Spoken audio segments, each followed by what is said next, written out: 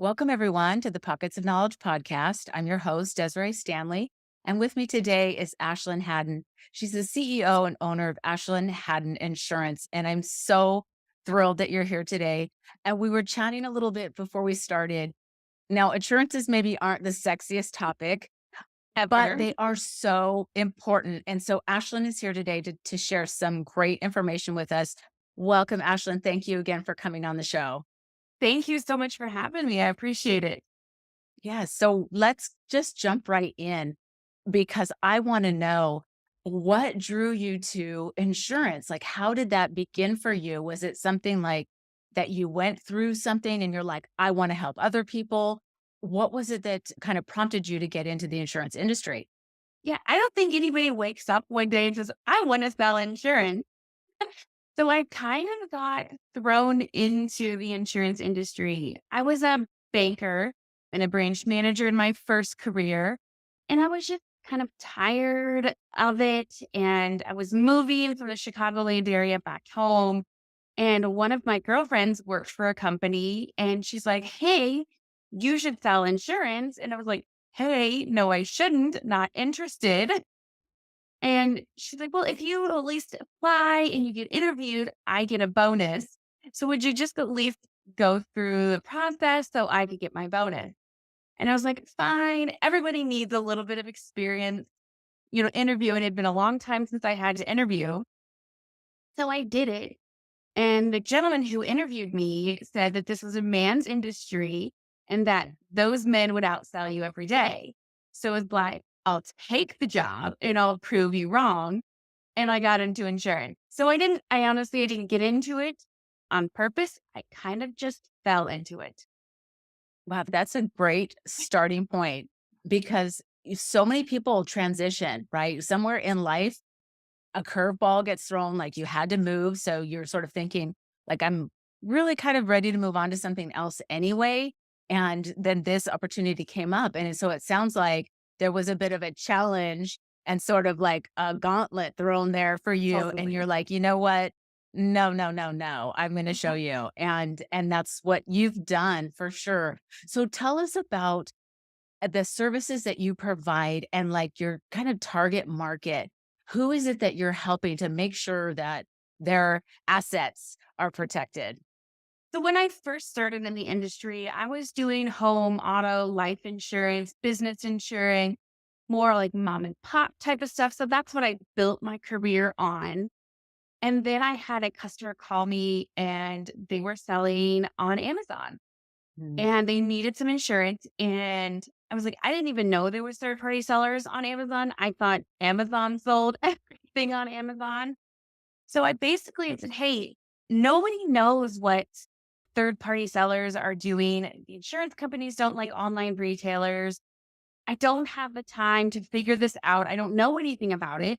Could you please just like go find someone else? Mm. And he didn't listen.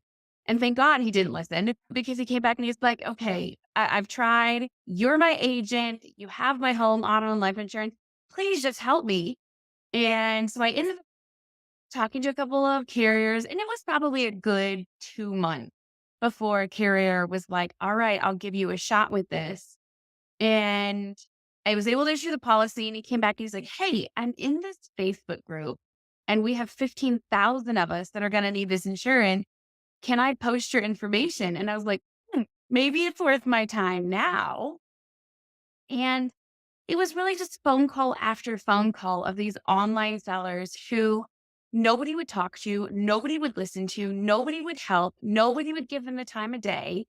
And they were just like the redheaded stepchildren. I kind of fell in love and I got asked to speak at one of my first e-commerce conferences. And I walked out of there and I was like, that's it. I'm done. This is where my heart is. This is where my passion is with business owners. And so we've really, for the last 6 years, have a really, really good niche in e-commerce and brand owners and those people selling on Amazon, eBay, Wayfair, Jet, all of these online platforms, and really helping kind of move them through the process with their home, auto, life insurance, and things like that too. So it's been an interesting 6 years for sure. And it sounds like such a great learning experience, right? Just for the sellers and for you as the agent trying to navigate how this works because, the e-commerce and the Amazon space with the insurances, it was just like, Dust Bowl. There was just nothing. Nobody knew anything about what was supposed to happen. And, it's great that you just stepped up and figured it out. So, talk about working with the company that was actually the insurance provider. Like, Mhm. what was that process like? Did they make it really difficult for you as the agent to get your clients, kind of onboarded? What was that like? Yeah, I think the biggest thing was that insurance is all about risk, right? We take everybody's risk, we pull it together, everybody puts their premiums in a bucket, and then that's how they pay claims. Well, we had car insurance forever, we've home insurance forever, we've had life insurance forever. Insurance companies know that. They know that a man is going to be more expensive than a girl because men drive worse. Or we know that a house with brick is going to be more expensive than a vinyl house. They have all that actuarial data. When we come to e-commerce and online retail, there's no data because there wasn't a policy for it. So I think the biggest struggle for me was just getting them to say, okay, we'll take on this risk. And they didn't know how to price it. We didn't know how to rate for it.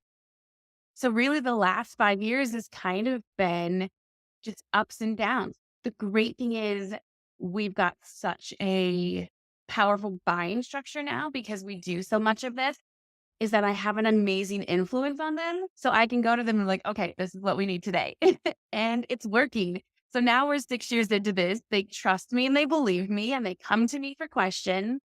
And I say, okay, here's what's going on in the industry. And these are the things that we need. And they're really starting to listen. So I think getting them to listen was the hardest part. But now we kind of have this amazing community that kind of rallies around each other and gets them protected for what they need. Well, that's excellent.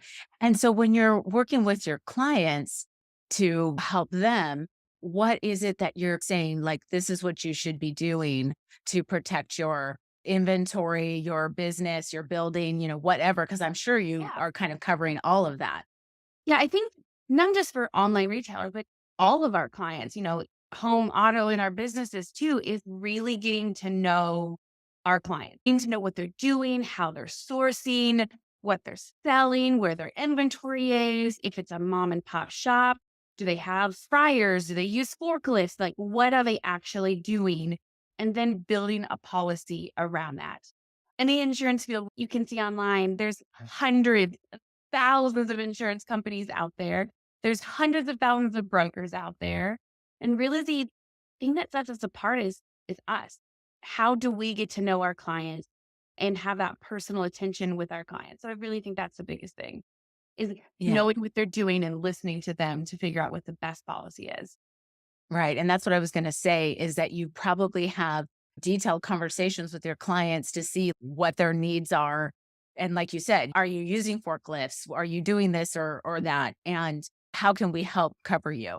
And Right. so it sounds like you're really taking the time to get to know what their business is and what they're doing to help them. And I love that. Yeah. I Awesome. love getting to know all of our clients. Like we've had clients who have grandbabies and we're sending congratulation cards and, 16-year-old kids who get their first cars and things like that. So it's really, I'm a relationship type of person. This is what I love about my job is I get to build those relationships and learn about our customers.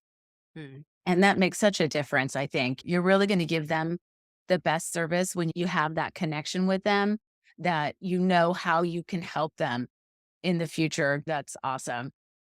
So let's talk a little bit now about how you're staying on top of what is happening in the industry and like what you can be doing to help your clients going forward. Yeah. I think it kind of goes into a couple of buckets. With our online retailers, the biggest thing that I can do to make sure that I'm staying on top of what's going on is being at the conferences. I typically go to 10 to 15 a year. I sit in student education. I'm learning what they're doing, how they're sourcing, that kind of stuff. So I like to say, I like to know what you know, but not do what you do. I could not be an online seller, but I like to listen and figure out what's going on in the industry that way. Another big thing is like just being involved in professional organizations.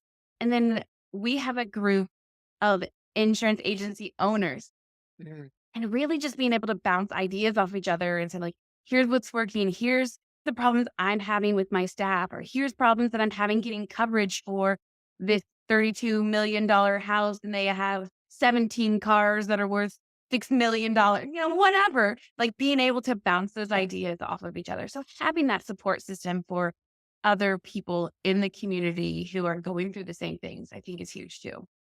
Oh, for sure. And you mentioned traveling to the conferences a lot. And I know that you have a couple of sons and they are like early teens, I think. They both have birthdays coming up, so they will be 8 and 11. So not quite to teens yet, Not but yet. so what is Push me it yet. like? Okay. Yeah, sorry. I'm not ready for that. I know it comes faster than you think. But so going to all of these different conferences, what is it like then for your boys? Do they have a chance to go with you to any of these? Are you kind of like more of a homebody or do you enjoy traveling? What's that like for you? I absolutely love traveling, and I love trying new things and going new places. If I could just pick up the boys and homeschool them forever and just travel the world, I think that would be great. They are in a divorced home right now, so we do have joint custody. So I get them for a week on and then a week off. So I try to just travel the week that I don't have the kids and then with the kids are with their dad. So that works really, really great for our co-parenting. But I do try to do a little bit for the ones that would be interesting for them. They've got to come to a couple, but not all of them because it is very hard for me to like be single mom and have the kids with me. They've got to come to two, maybe a few more in the future once they get a little bit older. Sure. And so do they have an opportunity to sit in and listen to the speakers as well, or are they just kind of hanging with you? They're just never hanging. So I took them to Vegas once for one of the conferences and they got to go to like the Hershey place and the M&M place. So they're not really interested in what I'm doing yet, but they sure love to like see my logo. We sponsor a lot of community events. They're like, hey, there's mom. Hey, there's mom. Or somebody will have a sticker or something. They're like, that's my mom. So they love to see that part of it, but they don't care about insurance yet. I love that. That's so cute. They're so proud of you and what you're doing is amazing. I love it. And really, it makes sense for their age that insurance is probably not what's really interesting them at this No, time. care about Perhaps. video games right now. I believe it. So let's talk a little bit about then, since you were mentioning some challenges, balancing this. Mhm. How do you feel like you handle that? And like, what is really the key to making that work for you? I think the biggest challenge is I don't know how, not that I don't know how to say no, but I really, let's just go deep. Okay, here we go. When I was young, my mom was very, very involved with us in the school and she didn't work. And she was like the stay at home mom and she was the room mom and PTO and very, very involved with everything that we did. And she had always said that it's hard to be a working mother.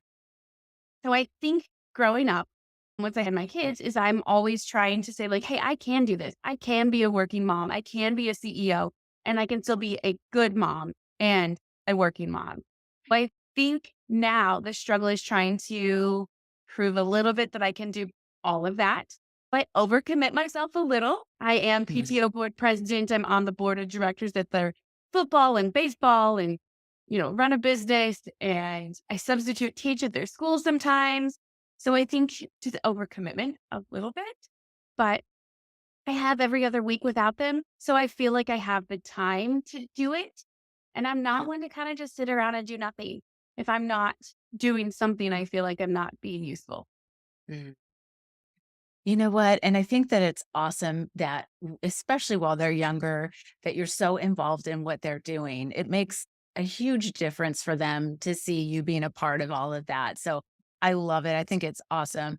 And you're right. It is a balance. So on those times when, they aren't there, you maybe work a little harder, right? You Right. spend a little bit more time working on the business and that side of it. They would play a lot. So Yeah.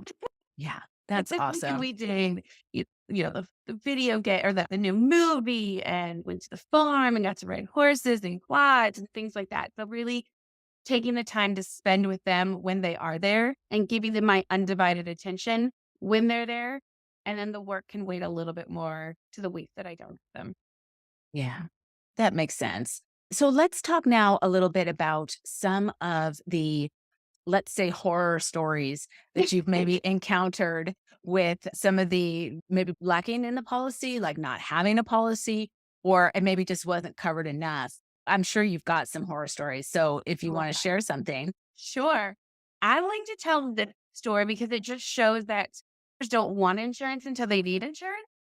So I Mhm. had a client come to me and they had a warehouse and they wanted to insure the warehouse and the inventory in their warehouse. I give him a quote and he's like, well, I think I'm just going to wait a little bit longer. I'm not ready to fork that out yet. And I was like, okay, but don't come crying to me. Well, it wasn't, it was really not even 6 months later. And he's like, "Hey, I was moving some racking around and there was a pipe in the way. So I was diverting the pipe around the racking. And I came in the next day and there's 4 inches of water all the way around my warehouse. Mhm. And I have like $600,000 worth of inventory that's 4 inches underneath the water. Can I go ahead and get that insurance now?" I was like, "No, like I can't insure something that's already happened." If you would have bought the policy back then, absolutely, I could have, but I can't now. So, I mean, it was close to $700,000 from the inventory and having to like redo the piping and redo all the walls and things like that. And he's like, man, I really wish I would have spent the $3,200 and just bought the policy. Yeah. So, moral of the story is I can't insure a burning building. You have to have insurance before the claim. That's right. And, I think that it's kind of human nature. We're just like, well, let's just wait and see. I'm sure everything will be fine. And then it's not fine. And now Right. you're kind of in trouble. So a little bit of advanced preparation in just about everything usually makes it smoother down the line. Right. So when you say, yeah, let's get you insured, it's probably a good idea to go, all right, I think I should do that. Right. If you're going to be a business, act like a business. Buy insurance. You wouldn't drive around without car insurance. Well, some people do, but most people don't. That's right. That's a great point too. Act like a business. If you're going to be in business, act like a business. It sometimes is a big bite to chew all of that when you're talking about it, the money that's required to launch a business, but you're protecting yourself in the long run, right? Right. Yeah. Well, thank you for sharing that. Yeah. And we kind of had a little bit sort of a similar experience, not so much with the flooding, but with not having insurance on our products, and we had an issue that happened, and now we've gotten it settled, and thankfully it was not anywhere near 700,000. But at the time we were just like, oh, it'll be fine, it'll be Mhm. fine, and it wasn't. But we're getting out of it now, and so that's okay. We've gotten insurance, so we're covered moving forward, and it's just one of those lesson learned. I think a big thing that we hear a lot is customers are like, well, I don't sell anything risky, right? Like Mm, I sell a stuffed animal or I sell a stapler, whatever it is. You don't have to be selling anything risky and you don't really even have to be doing anything wrong to be pulled into that lawsuit. mm, Another story that I like to share just to show you how stupid people can be is somebody bought something online. It was shipped USPS, and the gentleman opened the door, tripped over the box, broke his hip, and broke his clavicle. Well, he sued USPS, he sued Amazon, and he sued my third party seller. My third party seller has no recourse over this dude tripping over a box, but it was yeah, 40 some $1,000 in just legal fees to get his name dropped from the lawsuit. So you don't wow, have to be doing anything wrong to be pulled into a lawsuit. You don't have to be selling anything risky for somebody to trip over a box. You don't have to be selling anything risky for somebody to get hurt or say they got hurt on your item. And now you're in a lawsuit and you're going to have to defend yourself. yeah. That's such a great point that you brought up, because who would have ever thought that the gentleman's box that, was an item that this customer wanted, and it was delivered, and now he's getting sued for no reason whatsoever Right. other than the box that was sitting there. And who would think that that would even be possible? and $40,000 in legal fees. Yeah. Just ridiculous. Yeah. That's just too much. Oh goodness. Well, okay. So let's now talk about what we can do to protect ourselves. So we know it's that Right. we need to get insured. And so how do we do that? Like, what's the best way to go about that? And like, how do you learn about what you need? Because you don't know what you don't Oh, know. no. Yeah. And everybody loves to read the 172 pages of documents that you get with your insurance policy, right? Well, the Totally. biggest thing is you've got to find a broker. I'm not a huge fan of a captive agent because they have one product and one choice. And you get to know your client and you get to know your agent. And we all know insurance companies raise rates, right? It's part of the game. So you leave that company and then your agent's gone. So I'm huge on a brokerage firm because then you guys create that relationship. You have that knowledge of your customers and that customer has the knowledge of you. And when the insurance company does what it does, you just divorce that insurance company, you move on to a different insurance company. So I'd say the first thing is to find a broker that you trust. The second thing is to be honest with that broker. Make sure Mm. you're telling them exactly what you're doing, giving them all of the information. Let's talk about like personal lines right now. If you have a home and auto, but you forget to tell your agent that you also have a quad and a dirt bike that you let your kids and friends drive, and they don't put that on your policy, what happens if that person gets hurt on your property? So, I mean, I definitely think making sure that you could talk to that agent and be completely upfront and honest with that agent so they can protect you the right way. And then I'd say my third tip is making sure that you know what you're buying. I have a lot of clients who have, $500 deductibles on their car. And I ask them, like, are you going to turn in a claim for $505? And they're like, no, I would never turn in a claim for $500. Then why do you have a deductible at $500? You're paying more to have a deductible that low. And if you never turn in a claim, you're just wasting your money. So know what you're buying, I guess is my third tip. So have a good brokerage company. Make sure you're honest with that brokerage company and know what you're buying. That's such a great point about the deductibles too, because so rarely do we think about that. But we're like in our mind, we just assume, oh, I should probably only have like this $500 deductible. That like makes no sense because if I have to pay something, it's just, above $500 or whatever. And, but you're right. You're paying more ultimately in your monthly payment with that deductible being so low. So that is such a great point. If you just increase that deductible, you reduce your monthly payment, right? Great. Great point. Yeah, thank you for sharing those. And about the point on the quads and your kids or your kids' friends or your friends riding those on your property, that's an excellent point. The injuries happen on those all the time, right? And so if those aren't covered, what's going to happen? We had one last year. My client was an attorney with this, and he had his son's friend over and they were out riding the quads. The little kid ran into the tree and he sliced like right under his thigh and had to be airlifted. And he called me from the airplane. He's like, "Shit, this covered. Oh my God, what am I going to do?" And it was like, yes, it's covered because we had this conversation about you having a quad. Do you remember me telling you not to let anybody ride it? And he's like, "Yeah, but I did." And I was like, "You're fine. You've got $1 million in coverage. You're fine. Go be with your son and be with your son's family." And so he talks about it all the time. He's like, "I called her on a Sunday from the helicopter. She answered the phone and reassured me that everything was fine." That's the difference of having an agent who knows you and an agent who you're just a number with. Yeah, fantastic point for sure. Oh my gosh, thank goodness that they were covered for that. That's just like so frightening, but they were covered, so I love it. Thank you for sharing that story. So I want to talk a little bit more about the conferences and the shows that you go to because you're pretty well known in the Amazon e-commerce space because of going to all these shows.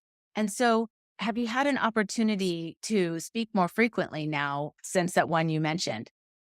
Yeah, I typically speak at 8 to 10-ish a year. So it's been really I love it. That's my passion. If I could, travel the world and just speak across the nation, I think that's what I would do. I would leave my agency in good hands with the women who work for me But I really enjoy educating business owners and educating people on their risks, how we mitigate those risks, how to like minimize their exposures and their potential losses. So yeah, I love it. I would do tons more of it if I could. So let's talk a little bit about the speaking engagements. And was that something that came naturally to you?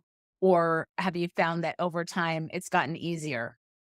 I have always enjoyed speaking. Back in high school, I was part of this club, I guess, that was called FCCLA, Family and Community Leaders of America.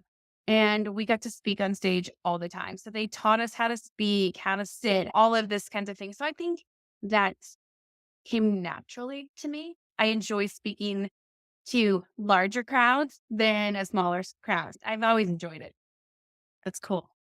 And it sounds like you have that experience from when you were in high school that sort of made it easier for you to really get up on stage and talk to those groups of people. That's excellent. Yeah. Absolutely. I was So never the one let's that shied away in high school. You had to give speeches. Never. You had no problem with that part Speak in in it. front of somebody, it's okay.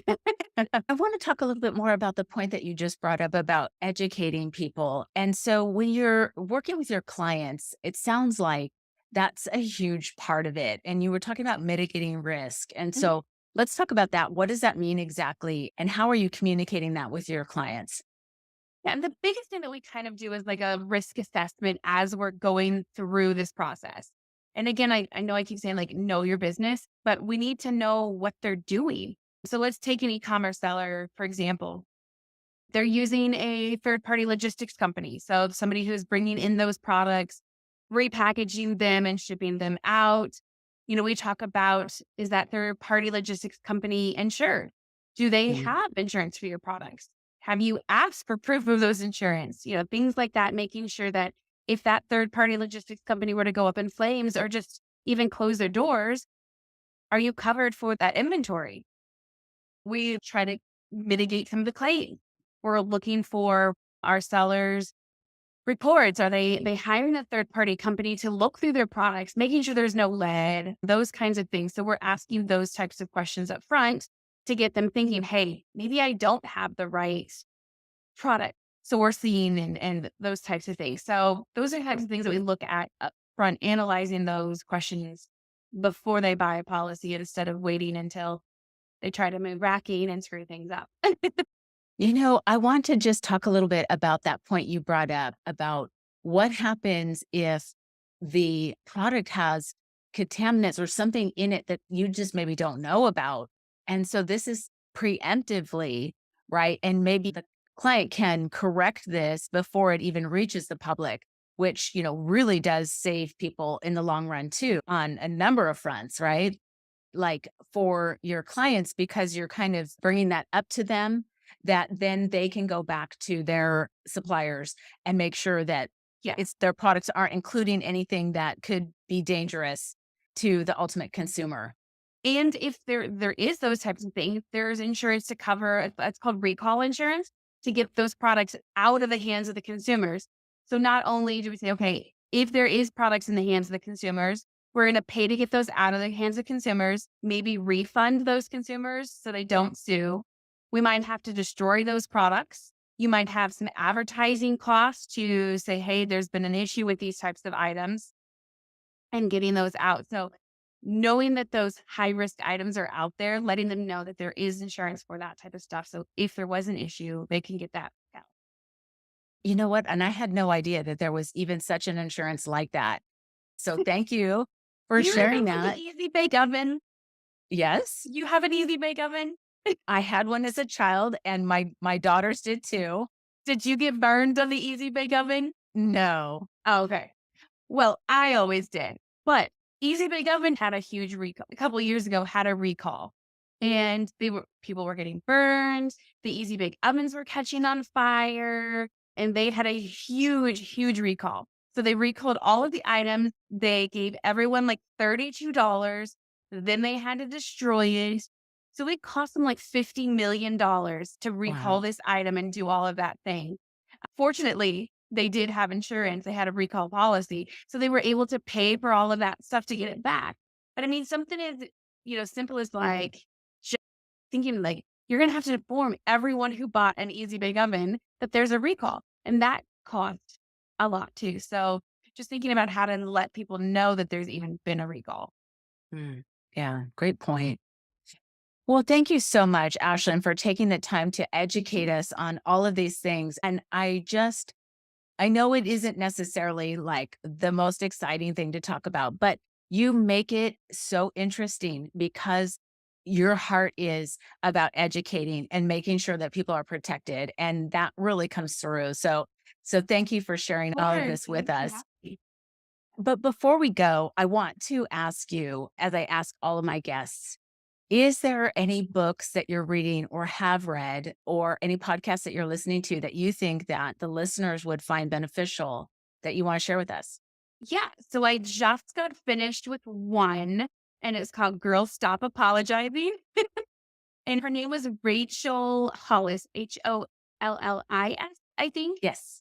And it's all about like stop making excuses. I think us as women sometimes have a little bit harder time getting to where we want to go because I'm a mom, I'm busy, I have kids, I have a job, or I have a husband who supports me, or whatever it might be. And this is really made me stop and think like, there's no excuse. We can do whatever we want to reach our goals. So I really like that one. And I just bought You're a Badass. And then it's supposed to be like a motivational guide to like helping us reach our goals. I haven't read it yet, so I'll let you know how that one goes. But Girl Stop Apologizing was really, really good. Yeah, for sure. I read that as well and just fantastic. And then Jen Sincero is Your Badass. She does all that, badass series. And she's a fantastic writer as well. But, you brought something up when you were talking about we can do things that we just don't think that we can do, or maybe we're just not challenging or pushing ourselves because we're afraid. And then you were talking about the women who are helping you run your Mhm. insurance agency and I wanna come back to that real quick before we wrap Okay. up. You have a staff of women who are at your company, and was that by design or was that by accident? And is there a reason for that? So you totally hit the nail on the head. As you could tell, I felt like held back as a woman sometimes. And, that this was a man's industry and that those men will outsell you every day. I really, truly believe in women empowerment. And I believe when I was little, my dad always said, you could do anything that you set your mind to. Just because you're a woman doesn't mean you can't do it. So it's not necessarily by design. I look for very specific types of characteristics, and it seems to be that women have those. I'm looking for more collaborative and teamwork and empathy and this better customer experience and creativeness and a diverse perspective. So I just seem to move toward women. All of the women who work for me are either single moms or moms getting back into the workforce who have been out of the workforce force for a long time, really just trying to provide opportunities for them to develop and get their skills so they can be a badass too. That's excellent. Thank you for doing that. I think that's great. We need each other to support each other, right? Right. And it's everybody as a community in our local area, whatever. We need to support each other and we need to lift each other up. And I think that that's fantastic what you're doing. I love it. So let's go back now to the podcast. Is there any podcasts that you want to share with us? I'm not a huge podcaster because I live a mile from my office and a mile from the kids' school. But when I do get in the car, I listen to How I Built This every once in a while. Guy Raz, but I'm not a huge podcaster because I just am not in the car enough. Gotcha. Well, I'll include those in the show notes so that the listeners can go take a look and check those out because that's one that I don't think I've heard of. So I want to see for myself what that's all made of. But thank you for sharing those. Ashlyn, can you tell us if people have questions about insurance in general or something specific, how would they reach out to you? Is there a good point of contact that they could just say, like, hey, I'm just not sure about this. What do I do? Yeah, if it's a quick question like, "Hey, I'm looking at this car and I need to know what about," you can always find me on Facebook, Ashlin D. Hadden, and you can shoot me a quick message. You can always email me, sales at Ashlin Hadden Insurance. You can call the office, 765-432-8989. Instagram, Facebook, TikTok. I'm all over everywhere, and I'm totally reachable. My phone is on me all the time, so feel free to reach out any of those ways. Awesome. Thank you so much for sharing those, Ashlyn. I appreciate it. And thank you again for coming on the show, taking your time to share with us and educate us on something that's really very important. Thank you. Thanks for having me. Talk to you soon.